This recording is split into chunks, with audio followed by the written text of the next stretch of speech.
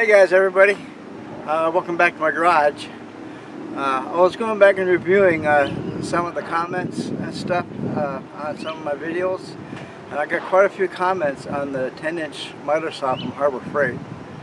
A lot of people were saying that they couldn't change the blade on it, and it took 3 screws, and another guy said he stripped the head on the bolt trying to get it off. So what I'm going to do today, I've got my miter saw out. I'm doing some work on my tire shed. I keep this little yellow shed right here. I don't know if you can see it or not. Probably not. I got a shed here next to the garage that I keep all the tires for the dump truck in it. Those tires are very expensive, and when I find a good deal on them, I buy them and store them. So when I need tires,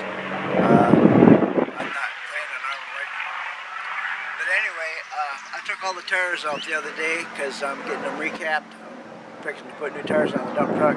So I figured while I had all the tires out of the shed, I'd do some cleaning and reorganizing in it. Because I also keep like my push behind weed eater and the power washer and all the garden tools and stuff like that. Weed eaters and leaf blowers, stuff like that. So, but normally I'm tripping over myself trying to get all that stuff, so I figured while I had the room in there I would do some reorganizing and put up some shelves and stuff like that.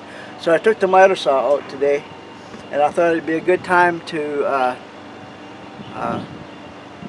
revisit the Harbor Freight 10-inch miter saw.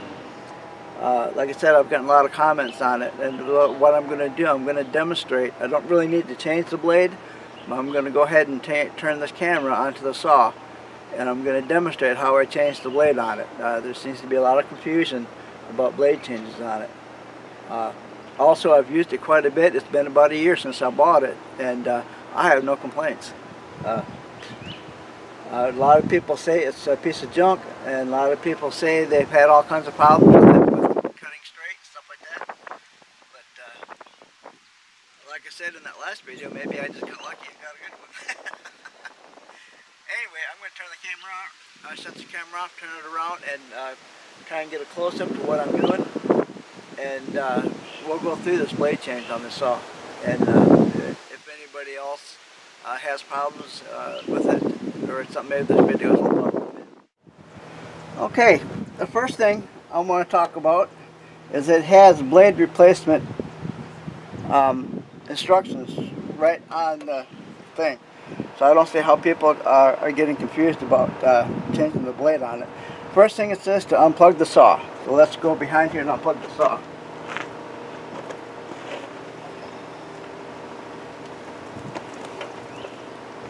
Okay, the saw is unplugged. It says number 2, remove guard plate bolt, and it also has an arrow pointing to this bolt.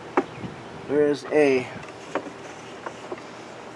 Allen wrench, which I had laying down here somewhere. There it is. Take your Allen wrench, right here, comes with the saw, and this bolt is actually correct. You go counterclockwise. Counterclockwise is that way, clockwise is that way, just like a clock. Okay, this bolt has the correct threads on it. So to remove this bolt, you go counterclockwise, and it comes loose. Take the bolt completely off. Oh, that was, I was propping that garage door open with a big pipe, and that pipe dropped. So, no worries. Anyway, I'm taking this bolt all the way out. Okay, I'm going to stick it in this hole right here so I don't lose it. Now, is what I do, I take a bungee cord, okay, move it and get it in position until, let's go ahead and set this down. Now let's leave it up. This is what I was talking about in my first video, because you have to hold this up in order to get to that bolt right there. Okay, And the easiest way for me to do that is to take a bungee cord and put it to the back like that, and that holds that up. Now I got both hands free, and I can take this next bolt out. This bolt is what holds the blade onto the saw. I'm going to take the same Allen wrench that I used to take this thread out, this bolt off the safety plate. But this time I'm going to loosen this one up going clockwise. The bolt on the blade has backwards threads, okay? And I think this is what happened to the guy that wrote a comment saying he had a problem getting the bolt off to change the blade out. He probably was trying to turn it with normal threads, but these threads are reversed. That means in order to loosen it, you have to go clockwise. In order to tighten it, you have to go counterclockwise. So I'm going to stick my bolt in here. It's got a spindle lock here back behind the blade. You push that in and it locks the motor so the blade can't move on you. And once you get that loose, then you can let that go. This fell back a little bit, but that's okay as long as I can get to the bolt. And now I can loosen it up.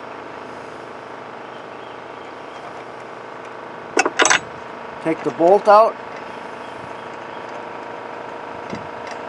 take it all the way off.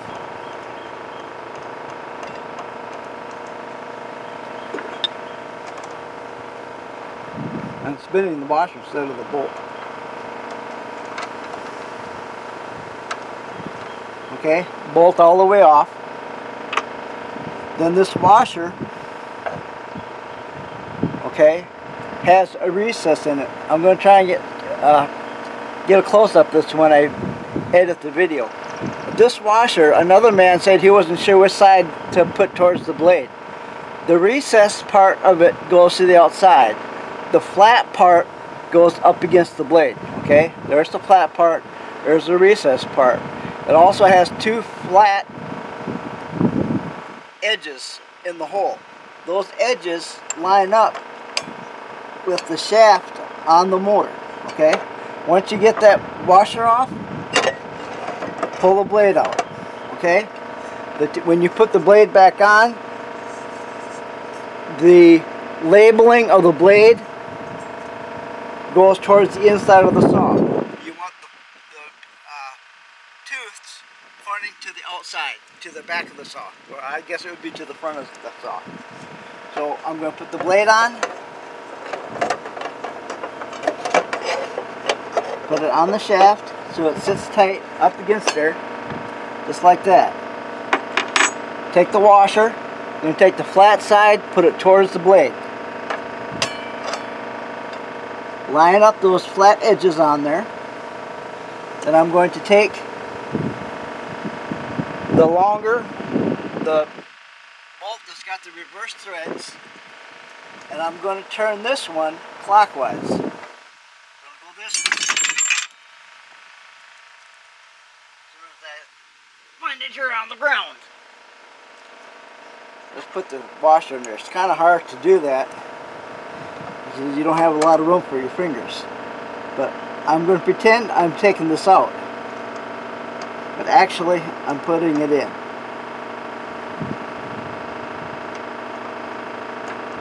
Right. I'm going counterclockwise. Going like that. Counterclockwise. 12, 11, 10, 9, 8, 7, 6, so on and so forth. Counterclockwise. And I think that's what was confusing that other guy. Okay, once I get a finger tight, I'm going to hold down the spindle lock it until the blade catches. Right there, see how it caught? The blade can't move now, okay?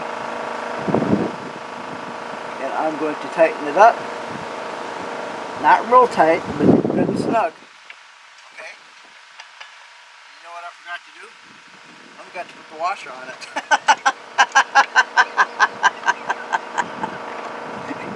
Duh!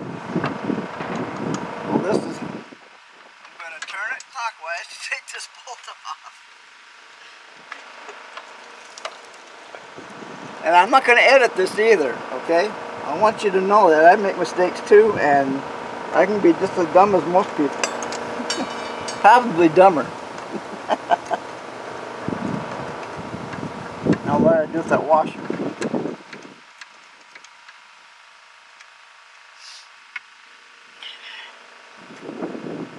Ball on the ground. Here it is. Okay, again, the washer goes on. The flat side goes to the inside. The recessed part of it goes to the outside.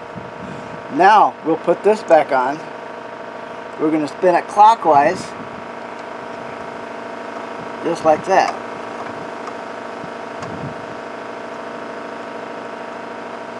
Counterclockwise to put it on, clockwise, because it gets confusing. Okay, you want to go the opposite of you would normally do a bolt. Okay, now normally when you unloosen a bolt, you go counterclockwise. To tighten the bolt, you usually go clockwise. Okay, this one's backwards.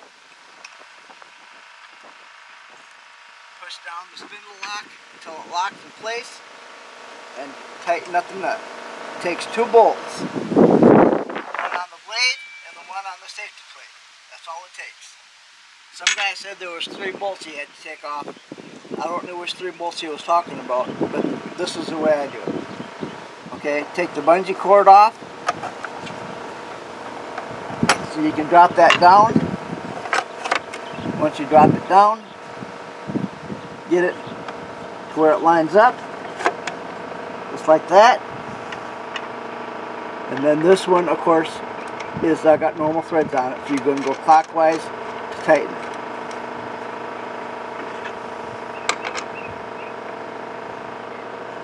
And it says even in the instructions, swing guard plate open, hold in spindle lock on back, remove arbor bolt, turn clockwise, reverse thread. Okay, so there should be no confusion. Make sure it's nice and tight. And then we're ready to go, Brent. Get all your stuff off the table. I believe there's a place to put this back up where it was. I'll find it later. Plug it in and you're ready to go. I've been cutting some bracelets for some shelving. I got a nice 45-degree cut. The saw is working great. Like I said, I've used it quite a bit for a year. And I've had literally no problems whatsoever with it. It's been consistent, straight, consistent as far as cutting and stuff goes. Don't really use the dust cover. It's got some dust in there. It's catching a little bit of it. But reevaluate and an update to my review that I did a year ago, I would still recommend it. I would still tell people that this is a good deal. For what you can get them at the Harbor Freight. I think I paid $88 for mine, but you can get them on sale, and they're a good saw.